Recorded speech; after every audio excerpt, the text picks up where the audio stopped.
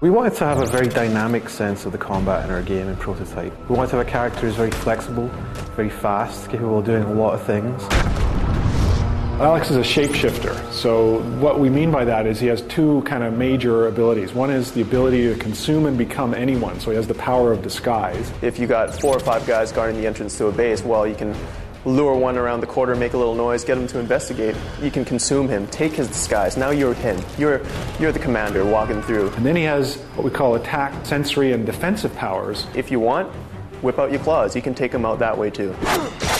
We actually have a weapon called Blade, which is one of your limbs turns into a huge razor-sharp blade. And that's not so useful against crowds, for example, but it's really useful against heavily armoured opponents like tanks or APCs, where you can really just rip through the armour really quickly. We want the player to feel the satisfaction of being able to slice his way through obstacles.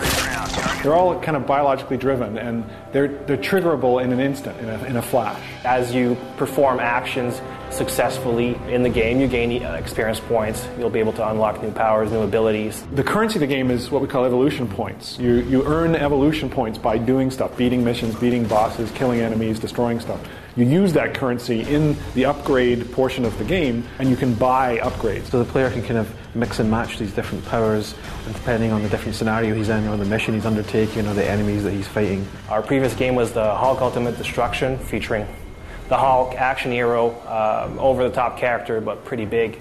Alex Mercer is much smaller in size, much more agile. Movement in our world is an extremely important part of our game. You can literally run up a building, 80-story skyscraper, pile drive into a helicopter that's maybe 20 stories below, hit the ground, and while you're falling to the ground, transform into your full body armor with, say, a blade arm and start running through the crowds, because blade arm is great to drag behind you through a crowd, as you might imagine. So we wanted to have powers which make the player basically just feel really powerful and really well equipped, like a deadly character. The way he flips over the lip of a wall or around a sign is all done automatically.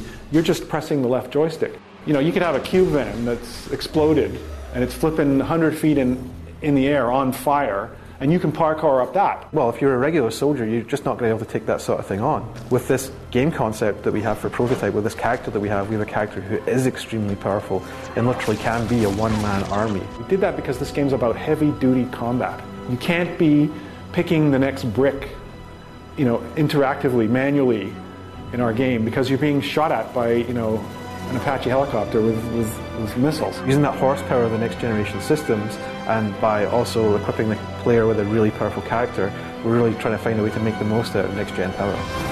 Contact over.